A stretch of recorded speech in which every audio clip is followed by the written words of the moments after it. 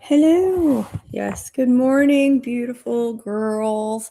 Happy Saturday. It's prom day here in North Carolina, or at least for some kids. For the homeschoolers, it's prom day. And today is Winnie's first day in a kennel. Our hearts are breaking. We'll get over it. All right, girls. The Song of Moses, Deuteronomy 31:30 through 32:47. So Moses recited this entire song publicly to the assembly of Israel. Listen, O heavens, and I will speak. Hear, O earth, the words that I say. Let my teaching fall on you like rain. Let my speech settle like dew. Let my words fall like rain on tender grass, like gentle showers on young plants. I will proclaim the name of the Lord. How glorious is our God! He is the rock. His deeds are perfect. Everything he does is just and fair. He is faithful. He is a faithful God who does no wrong. How just and upright he is. But they have acted corruptly towards him. When they act so perversely, are they really his children? They are deceitful and twisted generation. Is this the way you repay the Lord, you foolish and senseless people? Isn't he your father who created you? Has he not made you and established you? Remember the days long ago. Think about the generations past. Ask your father, and he will inform you. Inquire of your elders, and they will tell you.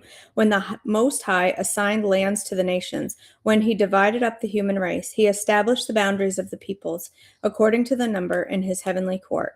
For the people of Israel belong to the Lord. Jacob is his special possession. He found them in a desert land, in an empty, howling wasteland. He surrounded them and watched over them. He guarded them as he would guard his own eyes, like an eagle that rouses her chicks and hovers over her young. So he spread his wings to take them up and carried them safely on his pinions.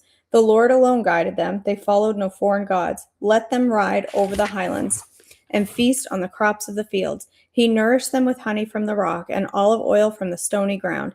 He fed them yogurt from the herd and milk from the flock, together with the fat of lambs. He gave them choice rams from Bashan and goats together with the choicest wheat. You drank the finest wine, made from the juice of grapes. But Israel soon became fat and unruly. The people grew heavy, plump, and stuffed. Then they abandoned the God who made them. They made light of the rock of their salvation. They stirred up his jealousy by worshiping foreign gods.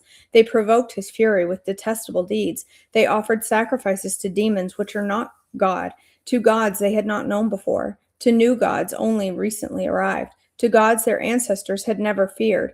You neglected the rock who had fathered you. You forgot the God who had given you birth. The Lord said this and drew back, provoked to anger by his own sons and daughters. He said, I will abandon them, then see what becomes of them. For they are a twisted generation, children without integrity. They have roused my jealousy by worshiping things that are not God. They have provoked my anger with their useless idols. Now I will rouse their jealousy through people who are not even a people. I will provoke their anger through the foolish Gentiles. For my anger blazes forth like fire and burns up the depths of the grave.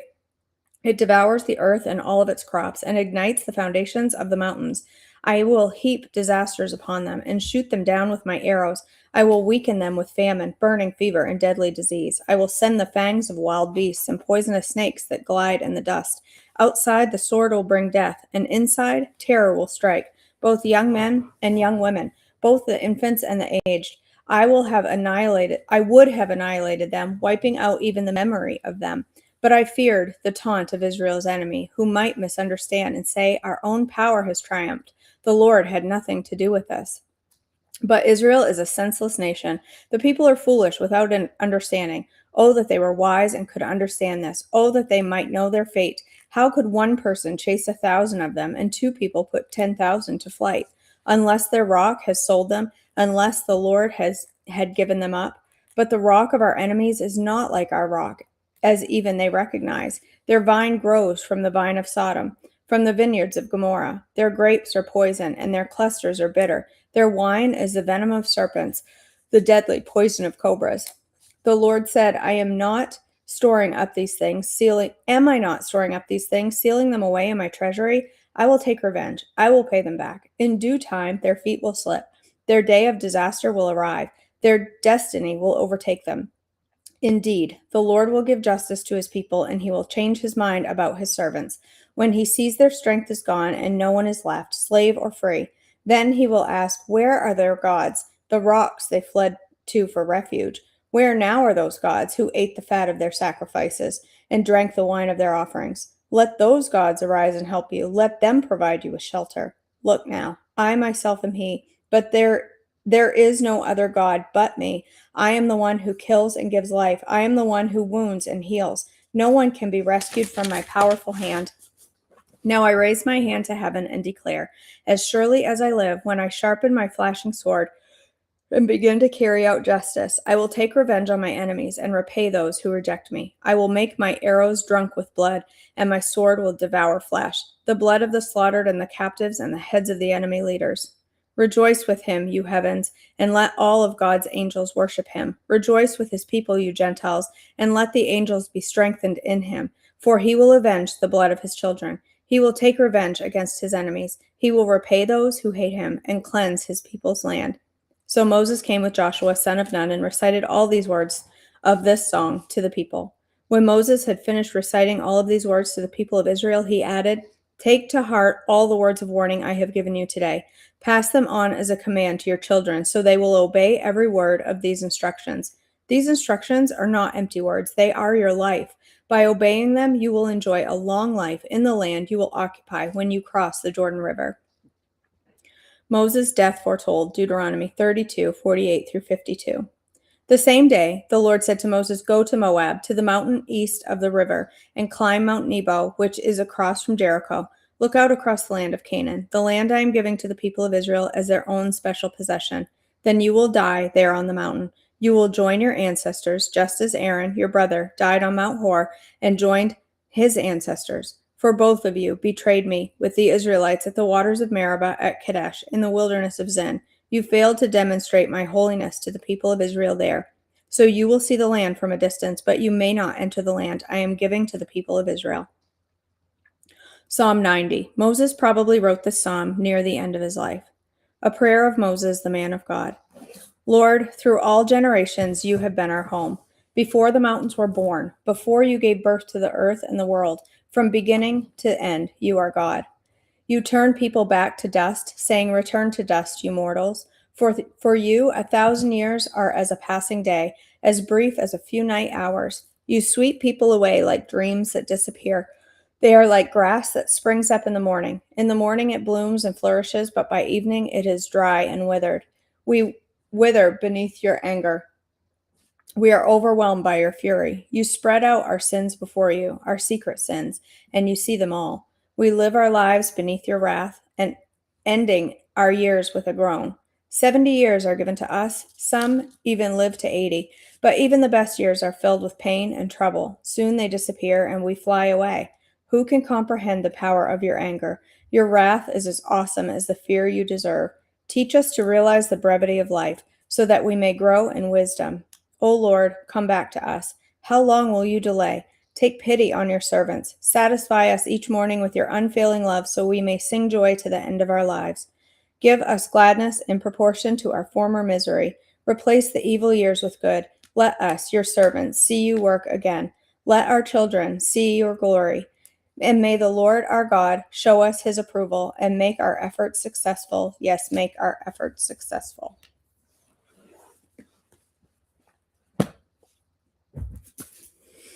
All right, girls. And say hi to Winnie. There she is. Winnie. She's sleeping. She's preparing herself mentally to go to the kennel. It only affects us. She could care less, I think. Well, she knows. She doesn't even know, but she'll get playtime and peanut butter Kongs. But us will be in fear and worry. No. Mm-mm. A blanket and a couple of toys. They don't allow beds. Mm-mm. They have their own little raised beds in there. I know she will, Mary. I hate it with all my heart. She'll be fine. You know, you wonder when you leave them, do they think, what did I do wrong? Did they leave me here forever? Did I do something wrong? I know they're not that deep. But that's what's going on in my I brain. think she is. Judging by the way she reacts when we show up in the room anywhere. You leave for 2 minutes and come back. It's like she hasn't seen you in a week. Mary, can you please move to North Carolina close by so you can come babysit my girl? Please. Right? Or you, Faith. There's a house right across the street from me. Although I do plan on moving. It would be nice. We're not going anywhere. You could live right there. It's a beautiful house. It's perfect for you, Faith. And you could just take her all the time. I would love that. And you'd be living across the street from Tilson. She would be spoiled. Meredith says no. She's thinking, finally, no woman to fuss at me for being wild. She'll get to have her zoomies. Well, that's the thing I worry about too. Are they going to get impatient because she's blind? Oh. Faith, if I ever strike it rich somehow, I'll buy you a little house to put on my property. You could be my built-in dog kennel lady. The house at the end of my driveway.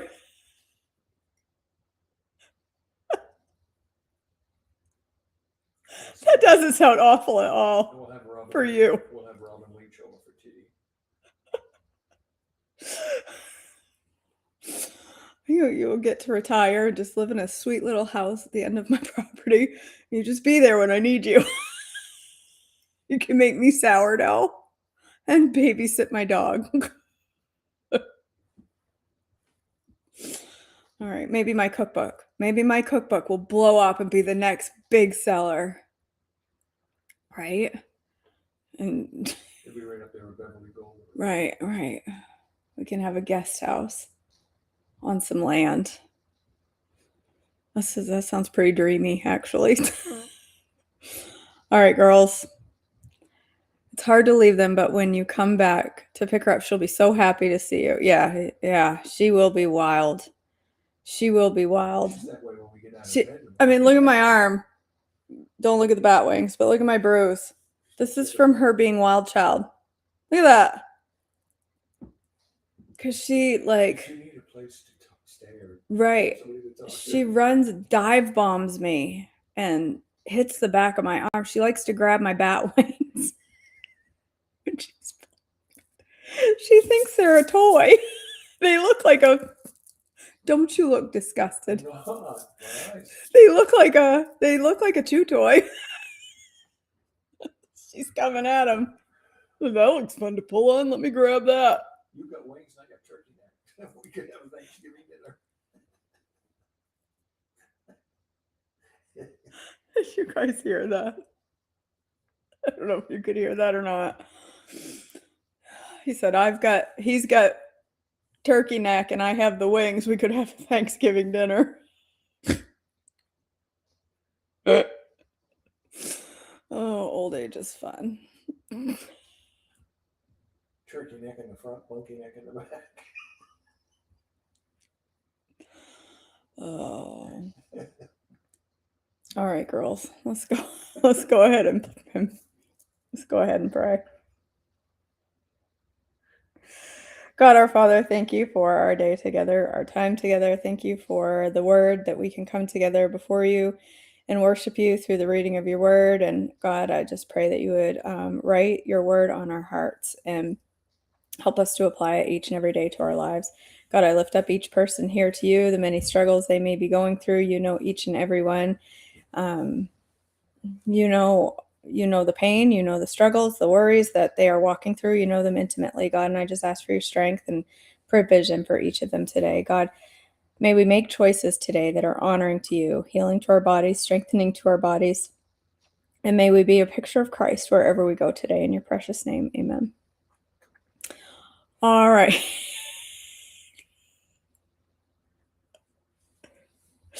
Well, Ruby, we haven't found the right house to actually go look at yet. We've seen lots online, but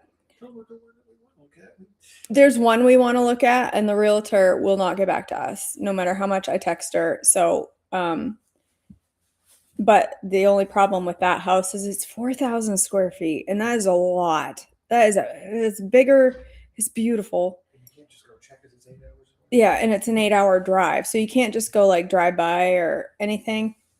And for us, like, we're kind of picky in a good way, I guess. We want at least 2 acres. We're starting to rethink the idea of being really far west in Tennessee because of all these storms, all the tornadoes. We're not built for we're not tornado folk. We're Mainers and We take blizzards. Right. We can we can handle blizzards and 50 below zero. I don't know that I think we would both really panic at the idea of a tornado. The house is gonna save them. But so anyway, we're looking, but everything that comes up, like we found a few beautiful ones. Faith sent me one last night that was really beautiful.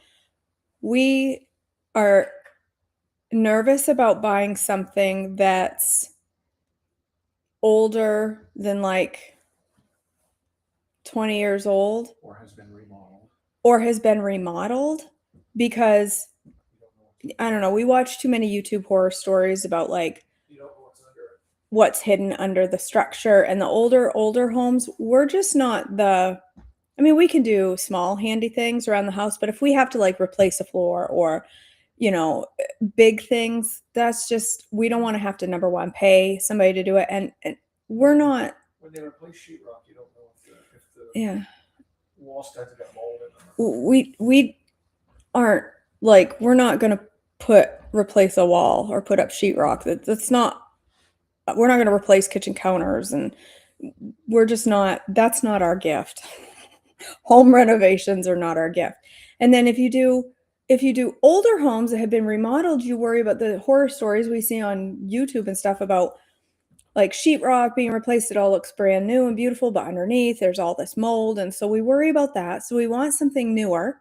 But the problem is everything new is on a postage stamp size lot. And we want at least 2 acres, ideally more, but if we could get 2 acres, we'd be happier. So we've, as of late, oh my Lord, Ruby, I'd rather be, I would rather run naked through this entire subdivision and knock on every neighbor's door and say hello than to build. I'd like to build. I wouldn't. Have to be able to afford a house payment while we build. Yes, exactly, Faith. That's what's hard.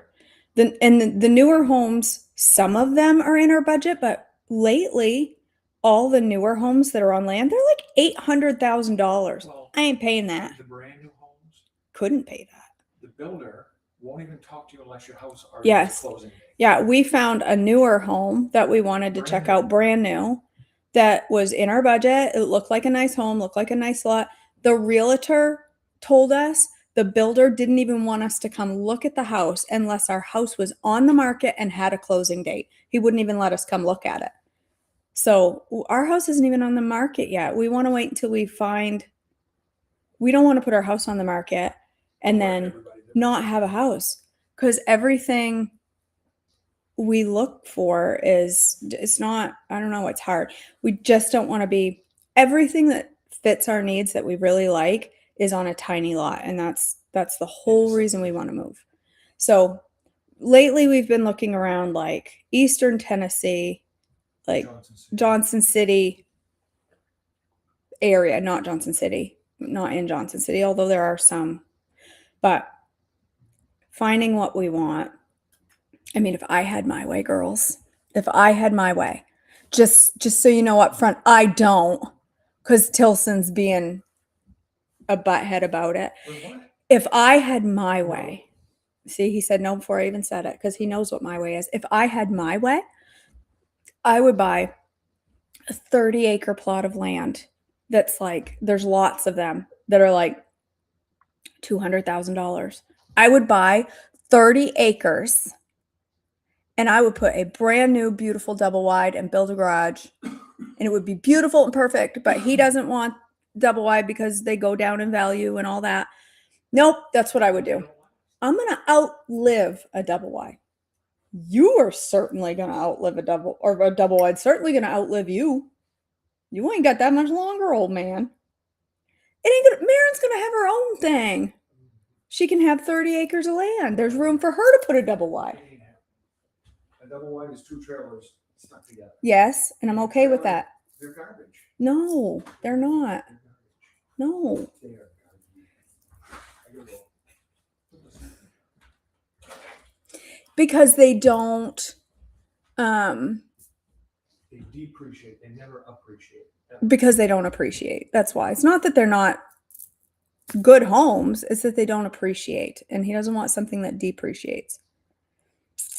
But my depreciation's kicking I in. don't know that the VA will even.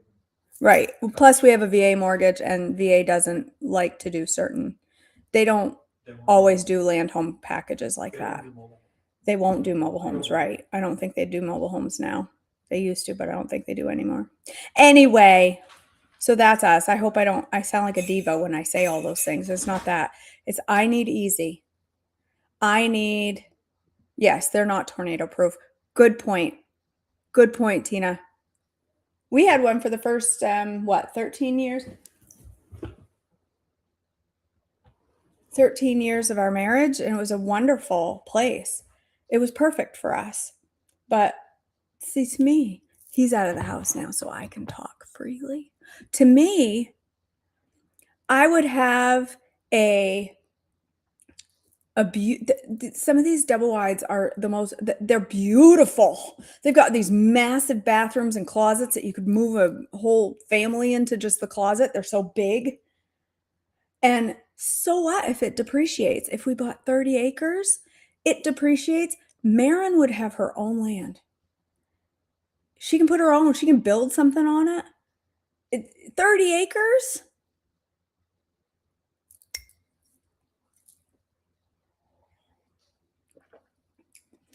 I don't know. Whatever. So we're not finding much. Tennessee is just hard. Apparently everyone in the world wants to live in Tennessee. So I'm not finding anything in Tennessee. So we're like, the other thing is, here's the other thing. We're just having this is just a whole conversation. Yes, modular homes too. I like modular homes. We're not opposed to modular home. The problem is they are super expensive now. We went and looked and they're like $260. And all the land we look at to have it worked overnight, it's going to be like $600,000 it's insane. It's right now anyway. Houses have like shot through the roof, just like our natural gas bill, which tripled this month.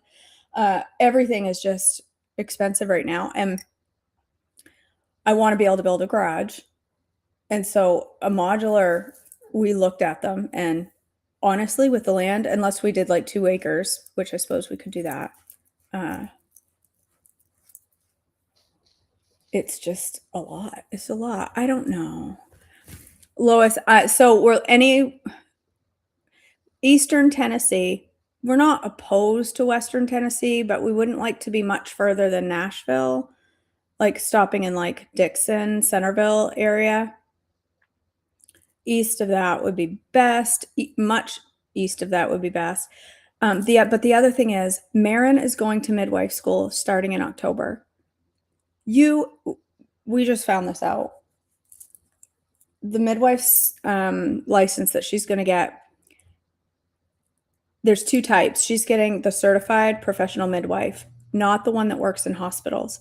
And the one that works in hospitals can work anywhere. But the one that doesn't work in hospitals, which is what she wants to be, a home birth midwife, there are certain states they cannot legally work in. And North Carolina is one of them. Tennessee, they are allowed to. So whatever state we look at, I want to make sure, not that she can't move away, but I feel like it's unlikely for a long time. So I want to make sure it's a place where she will thrive, where she'll be able to practice midwifery. So we're looking at Tennessee, and I got to do some digging about the midwife stuff, but there's potential maybe we'll have to do South Carolina. I kind of would like to go to Florida. Ooh, what's wrong? Did Daddy leave you all alone? I'd kind of like to go to Florida, but then it puts me so far away from Nashville. And Nashville is like where I want to be close to, because I do a lot with Trim Healthy. I'd like to be able to be within a day, a driving and not have to jump on an airplane. I don't want to have to. I just lost my earring. I don't want to have to drive 10 hours to get to Nashville. So I don't know. I think we should sell this house and move into a rental home again until we can find the right place. That's what I think. But yeah, Winnie wants Florida. Winnie wants somewhere with my dream is to find a house that has a fenced in backyard. Oh, really, Lois? Was she a certified nurse midwife, or was she a certified professional midwife? Do you know? Certified professional midwife cannot work in hospitals, which she absolutely does not want to do. But they can work. They do home births and then follow the child until they're 2. So she wants to do that, but there's 27 states that are working through bills right now to allow them to work in any state. Like there's like all these bills that are before whatever, Congress, Senate, I don't know, government, trying to make it legal for them to practice. And we just found out, even after she had already started the process, that she can't even practice here. So we definitely want to go. We want to find somewhere she can practice because, like I said, you never know where your kid is going to go off to, but I just suspect she'll be near us for a lot of years. And so we want to make sure wherever she is, she has opportunity. Or will be near her, right? If she moves, I mean, let's face it. If she married some man and moved to California, I'm probably going with her. Tilson may say no, but I'm going. I'll put my foot right up. You stop. There's people from California here. Stop it. Up on her shoulders. See where your mind doing? All right, girls. I gotta go. Gotta take my Winnie to the kennel. Pray for Winnie. Pray for Mom. Pray for Beanie. Pray for Beanie. We call her Beanie. I don't know. This is a long chat session. All right. I miss you girls. I love you girls. And